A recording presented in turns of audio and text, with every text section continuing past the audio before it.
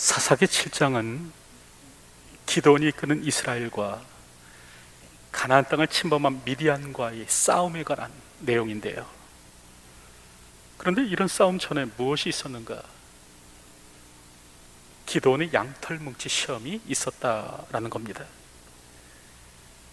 기드온이 양털 뭉치를 들고 보소서, 내가 이 양털 한 뭉치를 타작마당에 두리니 만일 이슬이 양털에만 있고 주변 땅은 마르면 주께서 이미 말씀하신 같이 내 손으로 이스라엘을 구원하실 줄을 내가 알겠나이다.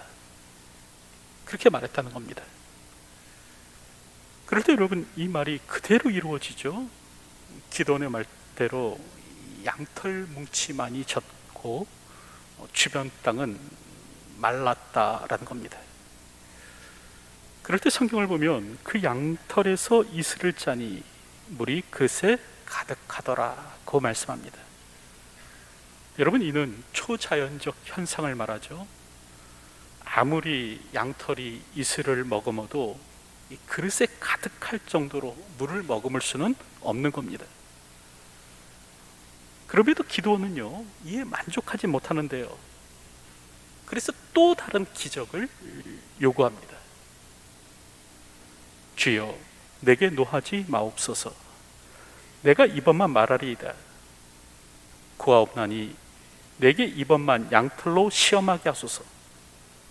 원하건대 양털만 마르고 그 주변 땅에는 다 이슬이 있게 하옵소서. 지금 기드온은요, 자신이 지나친 요구를 하고 있다는 것을 알았습니다. 그래서 주여, 내게 노하지 마옵소서. 여러분, 그렇게 말하는 것 아닙니까? 그럼에도 불구하고 기드온은 재차 기적을 요구하는데, 여러분, 그 까닭은요, 하나님에 대한 두려움보다 적에 대한 두려움이 더 컸기 때문에 그렇습니다. 하나님보다 미디안이 더 무서웠던 거예요. 신학자 에썸은 이 장면에 대해서 다음과 같이 이야기를 하는데요, 구약의 모든 인물 가운데서 기드온보다 더 하나님의 확증을 받은 자는 없지만, 그러나 또 그보다 더 의심을 드러낸 인물도 없다. 여러분, 그렇게 말을 합니다.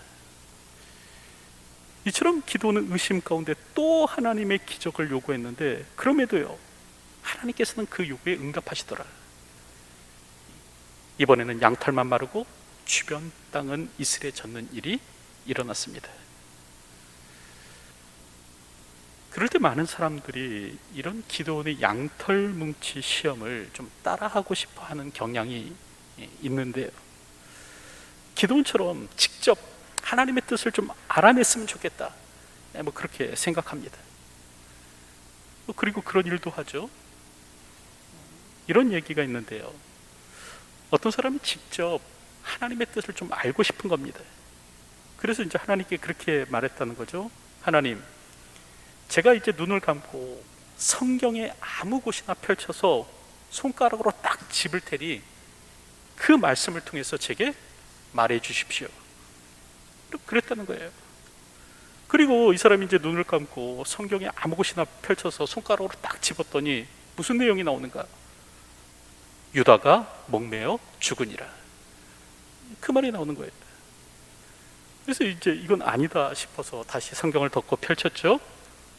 그랬더니 가서 너도 이와 같이 하라. 그 말이 나오더랍니다. 그래서 이제 얼른 다시 성경을 덮고 새로 펼쳐서 손가락으로 찝었더니 어떤 말씀이 나오는가? 어느 때까지 머뭇머뭇 하려느냐, 이런 말씀이 나오더라는 겁니다. 여러분, 오늘 우리도 기드온처럼 이처럼 이 양털 뭉치를 들고 이 양털 뭉치식의 시험을 해도 괜찮은가? 여러분, 그렇지 않습니다. 사실 오늘 성경을 보면요, 기드온은요, 하나님의 뜻을 몰라서 양털 뭉치를 든 것이 아니었습니다. 사사기 6장 36절을 보면 기드온이 하나님께 여쭈되 주께서 이미 말씀하신 같이, 그렇게 말씀합니다. 주께서 이미 말씀하셨다는 거예요. 기도는 이미 하나님의 뜻이 무엇인지 알고 있었습니다. 그럼에도 불구하고 지금 양털 뭉치를 가지고 또 하나님을 시험하려고 하는 것이죠.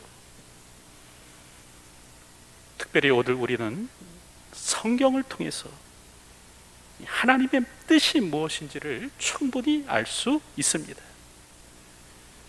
여러분, 성경은 기록된 하나님의 말씀으로요, 오늘 우리에게 하나님의 뜻을 전달하여 줍니다. 그러므로 오늘 우리는 이 성경을 통해서 하나님의 뜻이 무엇인지를 분명히 알 수 있죠.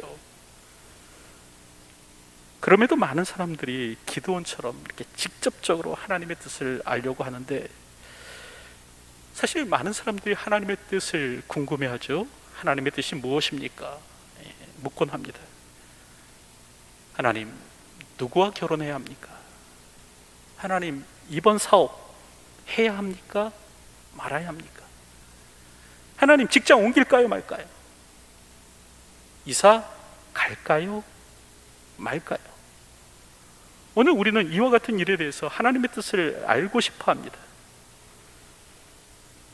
그러나 여러분, 한번 진지하게 생각해 보십시오. 그리고 스스로에게 정직하게 한번 대답해 보십시오. 왜 우리는 결혼이나 직장이나 취업이나 진로나 이사 등에 관해서 하나님의 뜻을 알기를 원하는가? 사실 그 이유는요, 여러분, 실패가 두려워서 그런 것 아니겠습니까? 손해보기 싫어서 그런 것 아닙니까? 결혼이나 사업이나 진로 등에 대한 하나님의 뜻을 알아냄으로 말미암아 성공을 보장받고 싶어서 하나님의 뜻을 알려주십시오 라고 하는 것 아니겠습니까? 정말 하나님의 뜻을 알고 행하기 위해서 하나님의 말씀대로 살려고 몸부림치면서 하나님의 뜻을 알고자 하는 것이 아니라 실패하지 않으려고 하나님의 뜻을 알려달라고 하는 것 아닙니까? 여러분, 오늘 우리가 정말 물어야 할 질문은 사실 그런 게 아닙니다. 누구와 결혼하느냐보다 더 중요한 것은 내가 어떤 배우자가 되느냐입니다. 어떤 직장을 다니느냐보다 더 중요한 것은 내가 어떻게 죽게 하듯 일할 것인가. 여러분, 이겁니다. 어디서 살 것인가 보다 더 중요한 것은 어떻게 살 것인가 입니다. 여러분, 오늘 우리가 물어야 할 질문은 누구와 결혼해야 됩니까? 어떤 직장 다녀야 됩니까? 어디서 살까요? 이게 아니에요. 내가 어떤 사람이 되어야 합니까? 어떻게 해야 내가 죽게 일하듯 일을 할 수 있겠습니까? 내가 어떻게 살아야 할까요? 여러분, 이런 본질적인 질문을 할 수 있어야 되는 것이죠. 이제 좀 질문을 좀 바꿔 보실 수 있으셨으면 합니다. 내가 물어야 할 하나님의 뜻은 내가 어떤 배우자가 되어야 하는가? 어떤 직장인이 되어야 되는가? 어떻게 사는 사람이 되어야 하는가? 라는 겁니다. 하나님께서 기드온의 양털뭉치 시험에 응답하셨다고 해서 이 기드온의 행위가 옳았다라는 뜻은 아닙니다. 우리 역시도 기드온과 같은 방법으로 하나님을 시험해도 괜찮다라는 말이 아니에요. 더불어 오늘 우리는 보다 본질적인 하나님의 뜻에 다가가야 합니다. 어디서 살 것인가 보다 더 중요한 것이 무엇인가? 어떻게 살 것인가? 라는 거죠. 어쨌든 그럼에도 불구하고 하나님께서는 이런 기드온의 요구에 응답하여 주시는데, 여러분, 그럴 때 이제 이스라엘은 미드안과 맞서 싸우게 되죠. 그때 오늘 성경을 보면 하나님께서는 이스라엘 백성들에게 다음과 같이 명령하셨다는 겁니다. 첫째로, 너무 많다, 돌려보내라, 그렇게 말씀하셨습니다. 오늘 보면 2절 말씀을 보면 여호와께서 기드온에게 이르시되 너를 따르는 백성이 너무 많은즉 내가 그들의 손에 미디안 사람을 넘겨주지 아니하리니. 성경을 보면 기드온이 나팔을 불 때 이 기도원의 부름에 응답한 사람은 아비에셀 사람뿐이었습니다. 하지만 기도원은 사람을 보내죠. 각 지파로 사람을 보내 싸울 자를 모집합니다. 그래서 이제 므낫세 사람, 아셀 사람, 스불론 사람, 납달리 사람이 모이게 되는데, 여러분 이렇게 해서 모인 수가 32,000명이었다라는 겁니다. 하지만 이 숫자는 미디안인에 비하면 턱없이 모자란 숫자였는데, 성경을 보면 미디안과 아말렉과 동방의 모든 사람들이 골짜기에 누웠는데 메뚜기의 많은 수와 같고 그들의 낙타수가 많아 해변의 모래가 많음 같은지라. 여러분 그렇게 말씀합니다. 미디안 사람들이 메뚜기와 같다, 해변의 모래와 같이 많았다라는 겁니다. 그런데 이스라엘은 반면 고작 32,000명만이 모인 겁니다. 그럼에도 하나님께서는 너무 많다 말씀하십니다. 너희가 너무 많기 때문에 너희 손에 미디안 사람을 붙이지 않겠다, 넘겨주지 않겠다, 그렇게 말씀하시는 거죠. 여기서 우리가 알 수 있는 것은 뭐냐면, 여러분 하나님은요 숫자로 일하시지 않으신다라는 겁니다. 여러분 숫자는 오늘 우리나 사실 좋아합니다. 우리는 숫자로 일하려고 하지 하나님은 숫자로 일하시지 않으신다라는 거죠. 생텍쥐페리의 어린 왕자를 보면 여러분 그런 내용이 나오죠. 어른들은 숫자를 좋아한다. 어른들에게 새 친구에 대해 말할 때 그들은 본질적인 것에 대해 물어보는 법이 없다. 어른들은 그의 목소리는 어떠니? 그앤 어떤 놀이를 좋아하니? 그 애는 나비를 수집하니? 따위의 말을 결코 하지 않는다. 그 대신 그 애는 몇 살이니? 형제는 몇이니? 몸무게는 얼마니? 아버지 수입은 얼마니? 따위만 묻는다. 그래야만 어른들은 그 애를 속속들이 알게 됐다고 믿는 것이다. 만일 어른들에게 장밋빛 벽돌로 지은 예쁜 집을 봤어요. 창에는 제라늄이 있고 지붕에는 비둘기가 있었어요 라고 말하면 어른들은 그 집이 어떤 집인지 생각해내지 못한다. 그들에게 10만 프랑짜리 집을 봤어요 라고 말해야 한다. 그러면 그들은 야, 참 멋진 집이구나 라고 소리를 지른다. 여러분 그런데 오늘 우리도 이와 같지 않습니까? 아이가 친구를 사귀었다라고 하면 묻죠. 반에서 몇 등 하니? 집은 어느 아파트 몇 평에 사니? 부모님은 무슨 일 하시니? 여러분 묻지 않습니까? 또 교회를 다닌다고 하면 묻죠. 교회는 몇이나 모이니? 재정 규모는 어떻게 되니? 교회 대지는 몇 평이고 건평은 몇 평이니? 이렇게 묻는 겁니다. 그리고 나서 이야, 멋진 교회를 다니는구나, 그렇게 말을 합니다. 여러분 그러다 보니까 나타나는 현상이 무엇인가? 바로 삼허 현상입니다. 오카르 목사님께서는요 평신도를 깨운다 해서 그런 말씀을 하셨어요.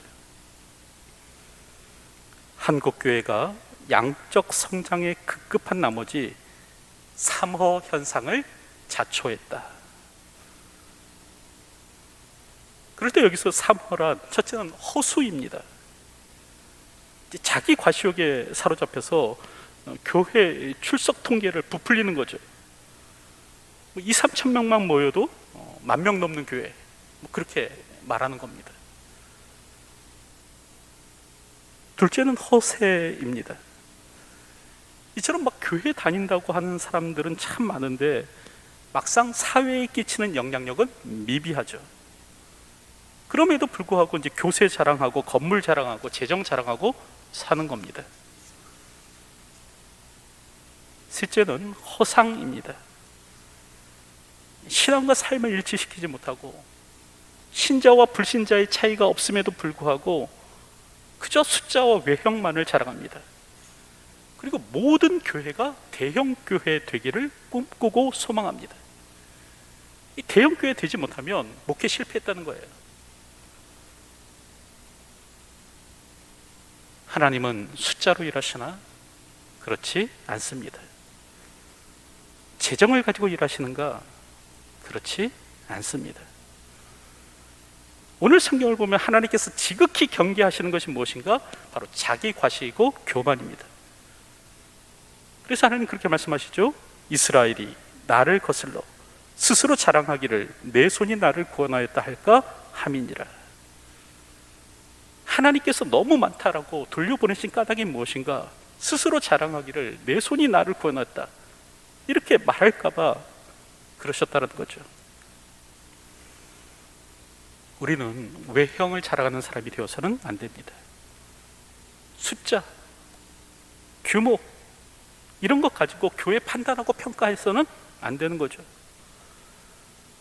수를 자랑하고 세를 자랑하고 외형을 자랑하는 것은 여러분 정말 쓸데없는 일입니다. 우리보다 더 많은 사람들이 모인다고 해서 그 교회가 우리보다 더 좋은 교회라는 것은 아닙니다. 하나님께서는 숫자가 적어서 사용하실 수 없으신 적이 단 한 번도 없습니다. 오히려 너무 많으면 하나님께서 사용하지 않으셨어요. 우리가 자랑해야 할 것은 수가 아닙니다. 외형이 아닙니다. 정말 오늘 우리가 자랑해야 될 것은 뭔가? 예수 그리스도와 그의 복음입니다. 갈라디아서 6장 14절을 보면 그러나 내게는 우리 주 예수 그리스도의 십자가 외에 결코 자랑할 것이 없으니. 오늘도 수를 자랑하거나 세를 자랑하거나 외형을 자랑하는 것이 아닌 오직 예수 그리스도의 십자가와 그의 복음만을 자랑함으로 살아가는 저와 여러분의 삶이 되었으면 합니다.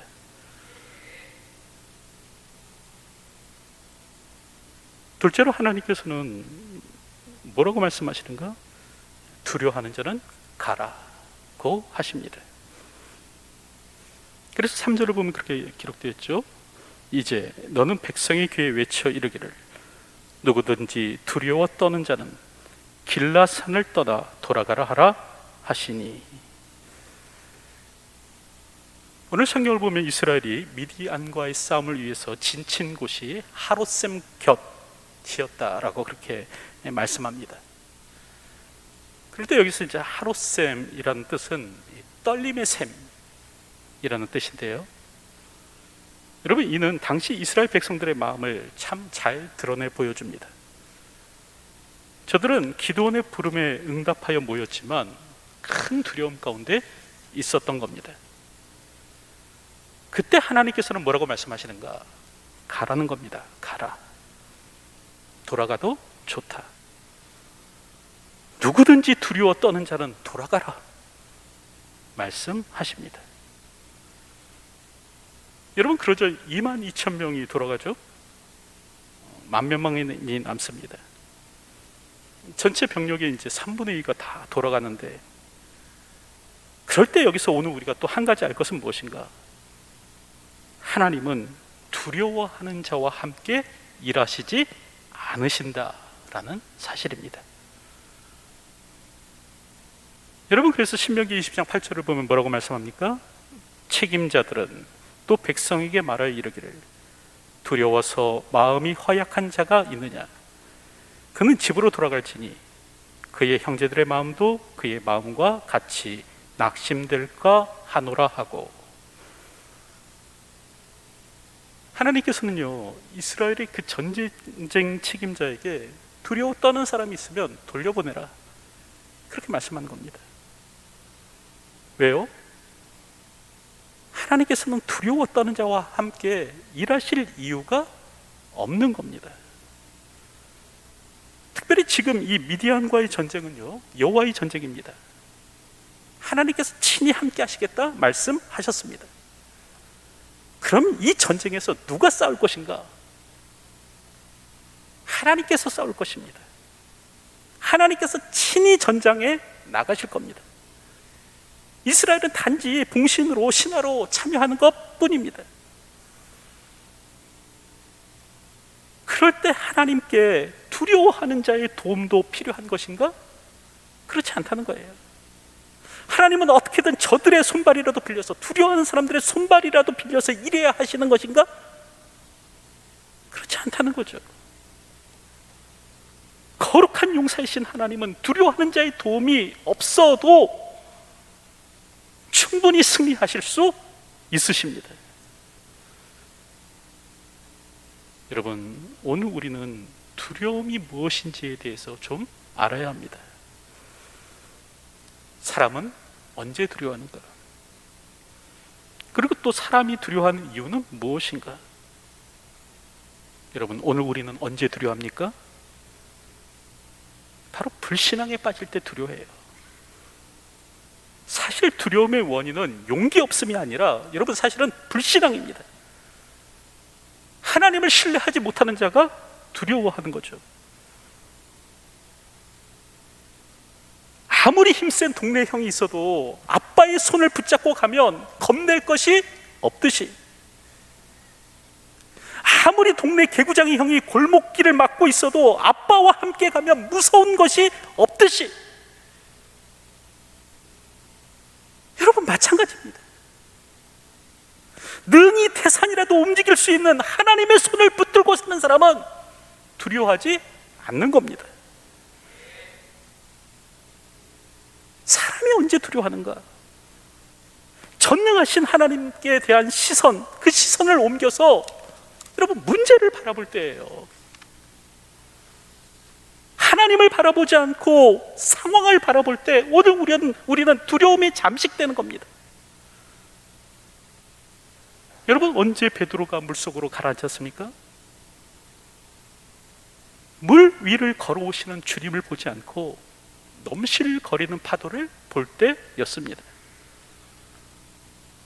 여러분, 다윗이 어떻게 골리앗을 향해 담대히 나아갈 수 있었는가? 여러분, 그 방법은 그의 시선을 단단히 하나님께 고정했기 때문에 그렇습니다. 사울을 비롯한 이스라엘 백성은 골리앗의 창과 칼과 단창을 보았지만 여러분, 다윗은요, 모든 군대의 하나님, 그 하나님을 본 겁니다. 그래서 골리앗을 향해 나갈 때 너는 칼과 창과 단창으로 내게 나아오거니와 나는 만군의 여호와의 이름 곧 내가 모욕하는 이스라엘 군대의 하나님의 이름으로 내게 나아가노라, 그렇게 말한 겁니다. 여러분, 하나님께 시선을 두는 자는 결코 두려워하지 않습니다. 전능하신 하나님께 시선을 둔 자는 무서워하지 않습니다. 우리가 봐야 될 것은 여러분 환경이 아니에요. 사람이 아닙니다. 우리가 바라봐야 할 분은 오직 하나님이십니다. 오늘도 하나님께 시선을 고정하여 살아가시는 분들이 되셨으면 합니다. 하나님께 시선을 고정하여 둔 자는 결코 흔들리지 않습니다.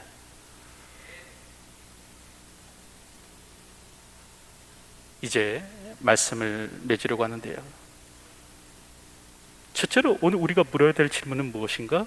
누구와 결혼하느냐? 어떤 직장 다닐까요? 어디 살까요? 이런 것이 아닙니다. 오늘 우리는 그저 실패를 피하기 위한 질문이 아니라 보다 본질적인 질문, 하나님의 뜻을 구하는 질문을 할 수 있어야 되는 것이죠.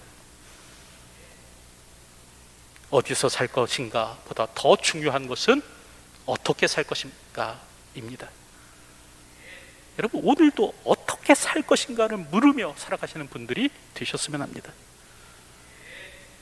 둘째로, 하나님은요 숫자로 일하지 않으십니다. 오히려 하나님은 소수를 통해서 일하시더라는 거예요. 허수, 허세, 허상 버리십시오. 셋째, 하나님은 두려워하는 자를 통해서 일하지 않으십니다. 특별히 두려움의 원인은 무엇인가? 불신앙이에요. 하나님을 믿지 못하는 자가 두려워합니다. 오늘도 그 시선을 하나님께 고정하여 사십시오. 하나님께 시선을 고정하여 둔 자는 결코 흔들리지 않습니다.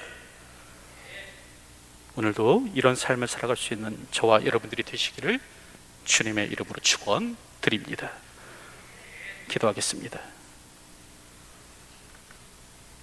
하나님, 오늘도 보다 본질적인 하나님의 뜻을 구하며 이 땅을 살아가는 자가 되기를 소망합니다.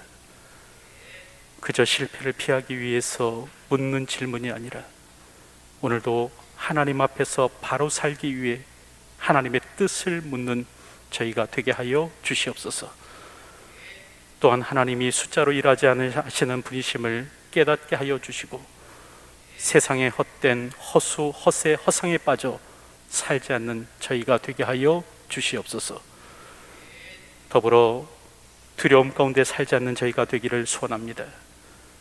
그 시선을 하나님께 고정하여 두고 하나님을 신뢰함으로 이 땅을 살아가는 저희의 삶이 되게 하여 주시옵소서. 예수님의 이름으로 기도하옵나이다. 아멘.